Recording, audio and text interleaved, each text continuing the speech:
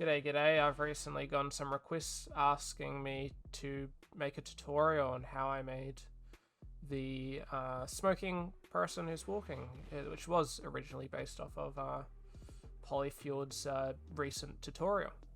Well, not tutorial, but video. So, there's not much to it, and I'll quickly go over it. It does kind of kill my PC quite the amount, but we'll see how it goes.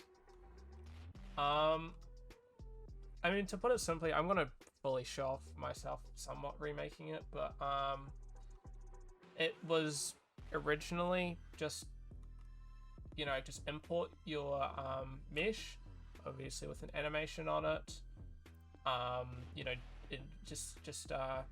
I guess injecting smoke out of them, so maybe not injecting, but, you know, having smoke come out of them, and just having heaps and heaps and heaps.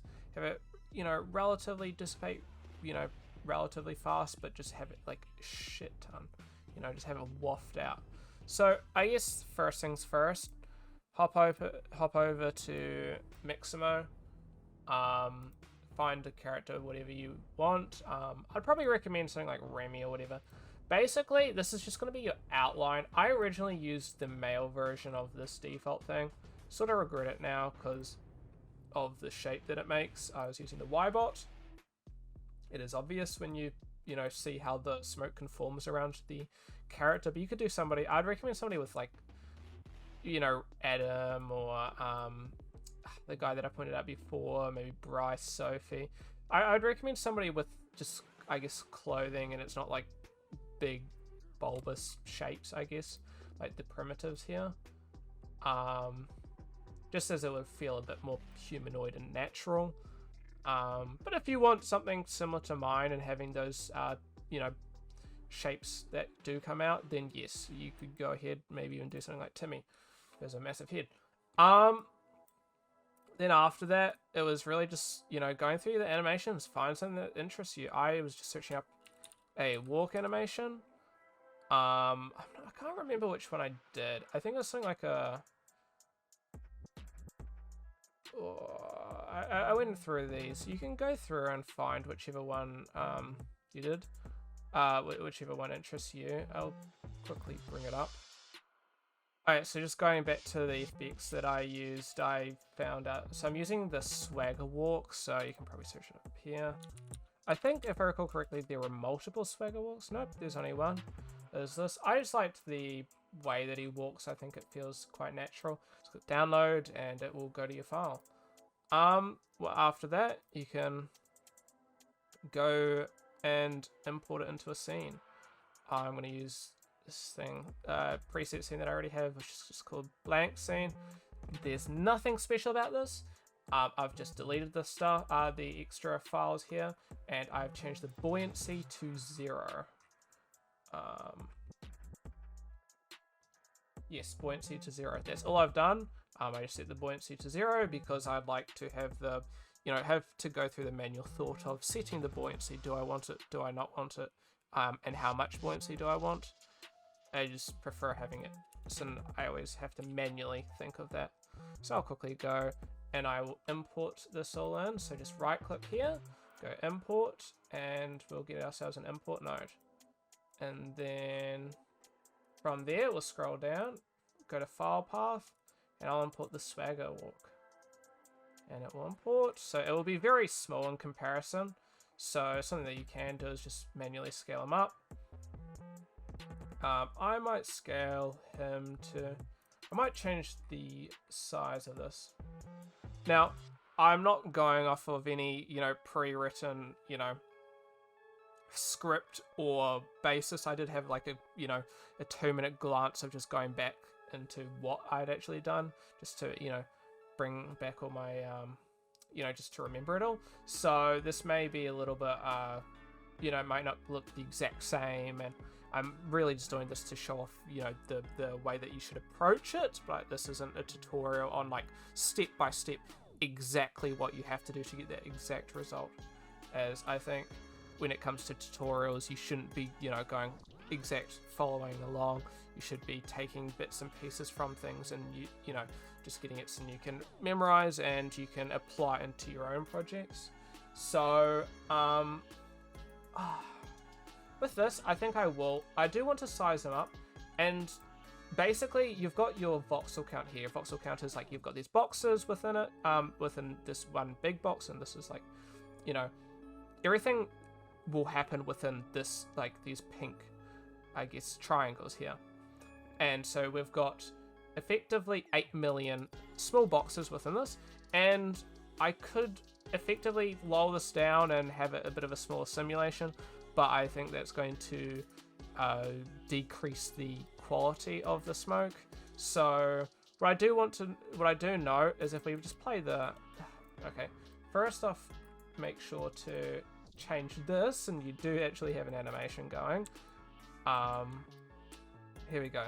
So as we can see, he starts off and he pretty much walks straight out of it. So what we're going to do is we're going to set the Y position. We can see it over here, and we'll move the Y position to about the start. And as we can see, he's walking. As I did state, I don't know if I actually had the overdrive in mind, now that I'm thinking about it. Regardless, if you do wish to do overdrive, you can. Otherwise, if you know, afterwards want to, you can also change it. So just click override FPS and we can go 30, and that'll be like, you know, half the speed. I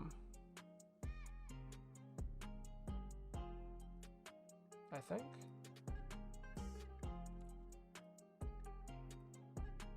Yeah, that's right. So just overriding the FPS here will change how fast he moves. I think I'm going to keep it back at 60. Not 60, that's really fast. Well, let me just not override the FPS anyway. I think for this basic tutorial, we will just do this. And I might increase the Y to maybe 250. And we'll decrease this to maybe 150. I'll change this maybe afterwards. What we're doing here is we don't want to have any random extra, you know, stuff that's trying to be rendered that we aren't using. So what I do know is that when we start you know, the smoke will be emitting out of him and it'll probably go backwards. So we do want a little bit of leeway from where the character starts, but also it will waft down and it will probably, you know, collide and break with the box. Now, depending on where we place the camera, that may or may not be an issue, albeit it will become an issue behind where the character is. But we can change it afterwards when we see how it looks. So, I think the basic scene, only 6 million voxels. This is pretty good. And from here, we'll go geometry. So you've got masks, so you can have vertex paint masks onto your character and stuff like that to have it, for example, only come out of his head. And, you know, you could do some, like, you know, his head's on fire or whatever. Or, you know, you could have flames coming out of his hand and he's like, you know, doing a spell or whatever. But if you just do geometry, then it's going to come out of the whole of the geometry. So we'll just link it all here using a volume node. And now we've got, you know, a smoke character. Albeit not just smoke. Now, if I actually went into here and set my gradient correctly, load, this should be the default gradient. It'll start off probably like this for you. Obviously, we don't want, you know, fire. Well, you could do that. You could have the guy running while he's on fire. But for the sake of this video, we're not going to. And it's looking pretty good so far. What we'll definitely want to do is increase the smoke rate. And we're already getting a pretty good result here. Now, as you can see, it's getting pushed and it's not great in that regard. So, let me see. What do we think? I think increasing the emission gradient changes how it's pushed away from character, and then if we change the I think it's emission, yeah, there we go, thickness emission here is how it emits from the character. So it's how tight the smoke is from the character. This will change the collision, how thick the collision is. So it's really just about playing with these, seeing what suits it. So this is going to make a very like Michelin Man kind of thing, increasing that. So I'm just really playing around to get a feel for what suits my character.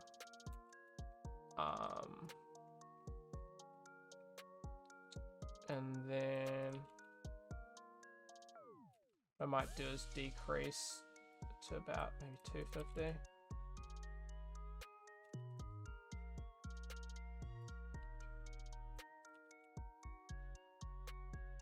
Just changing this generated smoke is how much smoke is like it, you know, is like physically there.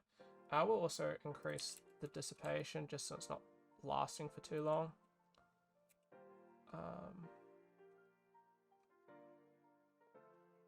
And we'll also increase the smoke rate, smoke weight, not rate, and the gravity. And this will stop it, you know, following the character as the smoke's just so heavy that it's just wafting straight downwards. And boom, we've pretty much got our thing. That's the majority of the work pretty much already done. I think it's, yeah, if we turn off render all, this is just that's already it. Like, this is him. There's no physical character here. You know, we can always, you know, emitter, volume, shape, maybe not do that. You know, if we go shape, get a collision, collider, and we can, you know, play around with this. Play around with the smoky character. That's pretty cool. And also change how it all interacts and everything. But I thought I'd just, you know, mess around with that a little bit. I'll probably delete that. Okay, yeah.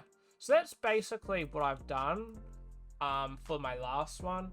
And honestly, it was really just playing with these. So let's see if we want to change the thickness emission. That's how puffy he was, remember? So change that.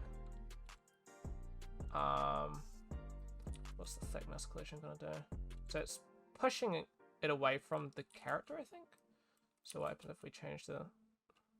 I'm not entirely sure myself, actually, on what this will be, what this is entirely doing.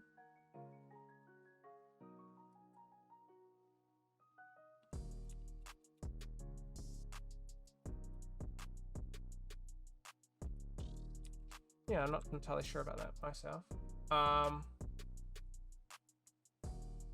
Then let's see if we can refine the mission gradient again. Here we go. So increasing that, we want to sort of puff them out a bit.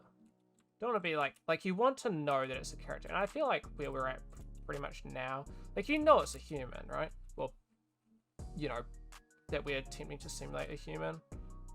Well, that's interesting. And that's kind of making it a bit bigger. That's also getting rid of those very, I don't know, polygonal shapes that we had going. You still have quite a large, you know, ribs, I guess you'd call this, like upper torso, over here. But for the most part, it's fine. It looks pretty good.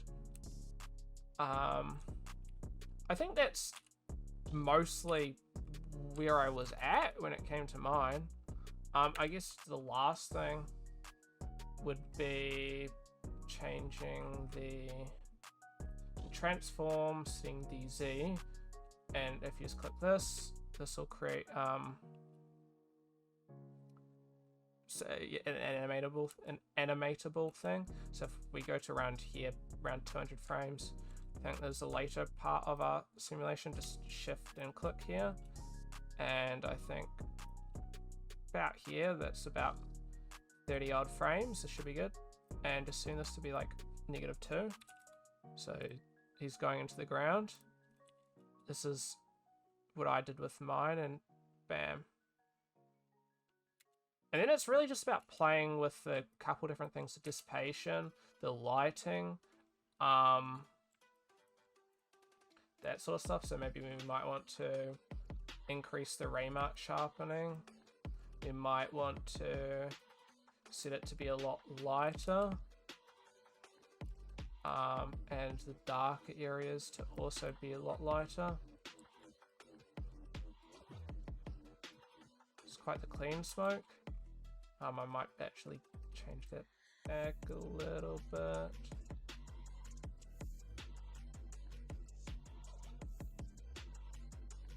You might want to change some of these parameters, so ambient occlusion would change, you know, dark areas. So we might do that. And you could increase the shadows. I don't want to have too much shadows, a little bit though, so we'll boost it a bit. You got obviously direct light contribution, so I haven't played around with my lights, but you could maybe bump it up a little bit. This is entirely up to you and your own preferences. The scattering occlusion, which is just pretty much the dark areas will become more darker. That's the way I look at it myself. So I think we're liking it pretty good so far. Potentially if you wanted to, you could change it to be a little bit dusty. So maybe just giving it like a slight, you know, orangey tint, I think. Very slight. And that would give it, you could do it a bit more if you really wanted to, but it would give it this slight dusty, you know, murky kind of look to it. Obviously you can change this look quite a bit. But I think that's a pretty quick, basic tutorial on how I've done it. You know, you'd potentially want to go something like, change the X to be maybe back, or maybe 225 potentially. Just so you've got enough space for it to waft out. Change the Y to maybe 275. Just shoving random numbers out here. And we can change the height to be maybe 100. Just because we don't need it so 80 maybe? Just because we don't need it so high. Smoke doesn't rise, so I think you'd want it longer. So I had about 1 billion polygons, bear in mind, for my one. So this at 7 million is quite the change. I think 350 we want it quite long, and we can almost go to 70 in terms of the height. We could honestly actually move this up to probably 55. Or maybe not. We can try 60. We're just about playing with this. Ooh, 65. There we go, that's about, no, you could almost get a little bit less, but. And if I changed if I go, change the density minimum, that would just dissipate it a little bit quicker. Can change in dissipation, but depending on the look you're going for, that might be better. I might change this to like 0.1.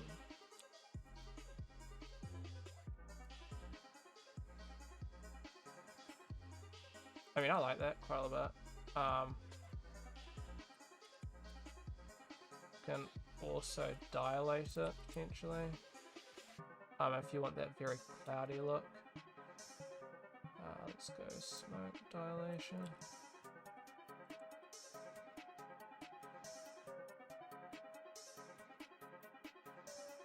That may be up your alley, and then you can always, you know, go for it 2 times.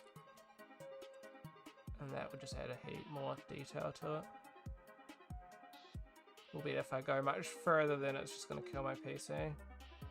We've already got a really nice, you know, smoke walk animation. alternatively, last thing I'll probably say is you can also sharpen it, and it can get quite a little bit more.